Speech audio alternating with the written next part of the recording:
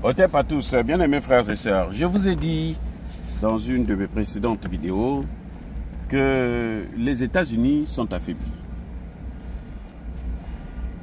Les États-Unis ne sont plus les États-Unis de 1990, lorsque le mur de Berlin tombait, lorsque l'ex-URSS se disloquait. Les États-Unis ont perdu leur place de première puissance mondiale dans tous les domaines. C'est dû à quoi? Quand je parle de tous les domaines, je parle de tous les domaines. L'influence des États-Unis s'est amoindrie. À l'époque, les États-Unis contrôlaient tout. Les États-Unis étaient la première puissance du monde. Mais quelle était la force des États-Unis?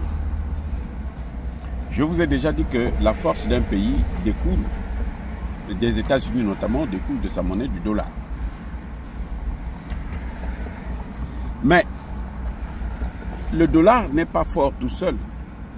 Le dollar est fort parce qu'il est lié à toutes les opérations d'importation et d'exportation. C'est ça qui fait que le dollar puisse devenir fort. C'est pas autre chose. Parce que vous achetez et vous vendez. Non seulement on achète tout en dollars, mais aussi l'Amérique était un grand pays exportateur, un grand pays importateur. Tous les produits du monde venaient aux États-Unis. Et les États-Unis envoyaient leurs produits dans tous les pays du monde. Mais depuis un certain temps, les États-Unis eux-mêmes ont désindustrialisé leur pays. Au profit des plus grands, des riches, des investisseurs, des financiers, des banquiers. Comment? Il y a une loi, c'est peut-être pas une loi, un principe économique, voilà. Il faut appeler ça, mais ce n'est pas une loi, c'est un principe économique. Des grands économistes comme les Ricardo et autres ont soutenu ça, des grands économistes occidentaux. Ça, ce n'était pas des économistes. Actuellement, ce n'est pas ça. Les grands économistes, pour moi, là, c'est le professeur Agbo, c'est le docteur Yamtimba. Hein, ça, ce sont des grands économistes. Ça, là, pour moi, ce n'est pas des grands économistes. Alors, bon, allons à l'essentiel. Eux, ils disaient toujours que la production doit suivre la main-d'œuvre. C'est-à-dire, là où la main-d'œuvre est moins chère, c'est là où il faut aller produire. Parce que c'est ce qui nous apporte de l'argent. Oui, c'est ça le problème. Là où la main-d'œuvre est moins chère, c'est là où on doit aller produire. C'est ça le principe fondamental du capitalisme. Donc, il est arrivé un moment où les Américains ont trouvé que la main-d'œuvre américaine était trop chère, alors qu'en Chine, on pouvait avoir une main-d'œuvre moins chère. Oui.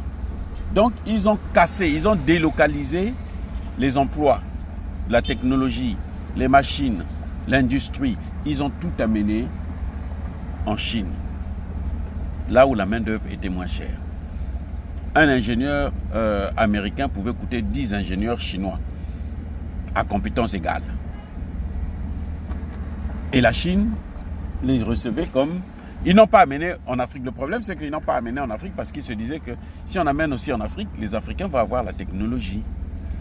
C'est pour ça qu'ils font d'ailleurs tous les problèmes possibles pour qu'on ne puisse pas être lié à la Chine et à la Russie. Sinon, on va avoir la technologie. Parce qu'eux, ils ne vont pas nous donner la technologie. Ils vont produire pour nous. Nous, on va être leurs consommateurs. Alors, je disais encore une fois de plus que ils ont donc délocalisé et ça a apporté beaucoup d'argent parce que vous produisez moins cher et vous vendez. Mais quand l'argent que ça génère, les bénéfices que ça génère, ça va où?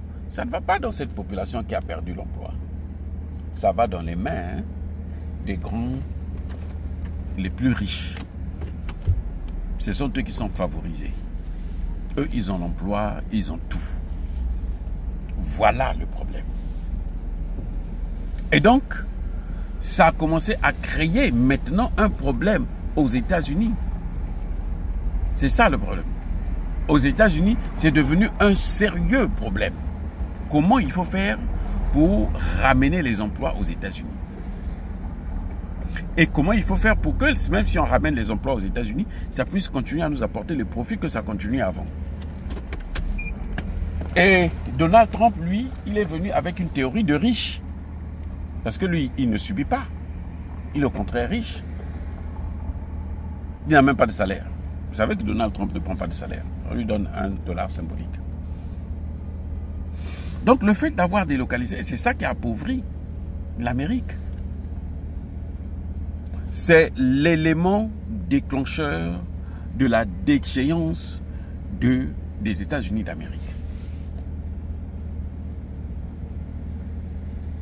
Et pire, ce qui a aggravé la situation, c'est que les États-Unis d'Amérique ont toujours utilisé le dollar pour faire le chantage à d'autres pays. Or, la force d'une monnaie réside dans la confiance qu'on donne à cette monnaie. Maintenant, beaucoup de pays ne font plus confiance aux États-Unis. Les pays préfèrent garder l'or, avoir l'or, que d'avoir le dollar. Et ça encore, ça fait un autre problème pour les États-Unis d'Amérique. Le fait d'avoir utilisé les régimes de sanctions de façon abusive et puis de façon discriminatoire. 2 poids, 2 mesures. Là où on vous aime, même si vous commettez des crises, pas de sanctions. Là où on ne vous aime pas, même quand vous ne commettez pas de crises, on crée toute une histoire autour pour vous sanctionner, comme on est en train de faire avec Ibrahim Traoré. C'est un petit général, un vaurien, un nulard, qui va venir nous dire que non, Traoré est en train de mal utiliser l'argent de son pays. Et les Américains gobent ça. Et puis bon, demain vous allez apprendre, non, on va chercher à faire soit un coup d'État. Si on ne peut pas faire un coup d'État, on met le pays sous sanction, on fait ceci, on fait cela. Oui. Il y a un troisième facteur qui est à l'origine de l'appauvrissement des États-Unis. Un troisième facteur. Ce facteur, il est dû à l'industrie militaire. Les Américains fabriquent des armes, beaucoup d'armes. Mais vous allez fabriquer des armes. Il faut que les gens consomment ces armes-là. Pour les consommer, il faut quoi? Il faut aussi créer des guerres. Le premier consommateur de l'industrie militaire américain, c'est le gouvernement américain lui-même, le Pentagone. Est-ce que vous comprenez? Le premier consommateur des produits de l'armement américain, c'est le gouvernement américain. Alors, qu'est-ce qu'ils font? Ce gouvernement achète des armes pour que les usines puissent continuer à travailler et puis les compagnies d'armement puissent avoir de l'argent. Ils achètent des armes. Mais ils ne peuvent pas acheter des armes pour mettre dans des musées. Ils sont obligés de créer des guerres. C'est pour ça que vous avez vu que les États-Unis ont plusieurs bases militaires à l'étranger. Ces bases militaires sont là, c'est justement pour ça. On crée une révolution de couleur, après on intervient, après on installe les terreaux, et après on vient s'installer pendant longtemps dans votre pays. Voilà à peu près les 3 raisons fondamentales qui ont amené l'Amérique à décliner, qui ont tué, détruit l'économie américaine. Ce sont les 3. Les sanctions, à travers le dollar, les guerres, en créant des guerres, là où les autres, les Chinois sont en train d'investir dans la technologie et autres, les Américains sont en train d'investir dans les guerres. Eh bien, maintenant, qu'est-ce qui se passe? Les guerres ne rapportent pas de l'argent. Les guerres détruisent l'économie. Les petites guerres qu'on fait par-ci, ici et là, ça détruit l'économie. Eh oui. Puis ce n'est pas une guerre mondiale. Pour dire que bon, il y aura un reset. C'est, hein, dans un secteur donné, on va en détruire, c'est vrai, on pille les matières premières, comme ils ont fait avec la Libye, avec l'Irak, ainsi de suite. Mais ce n'est pas une fin en soi. Ça ne suffit pas pour développer une économie. Il faut produire, il faut importer, il faut exporter. Si vous ne le faites pas, vous ne valez rien du tout. Voilà les amis, ce qui est en train de se passer, ce qui s'est passé et ce qui caractérise la situation des États-Unis d'Amérique. Encore une fois de plus, soyez bénis.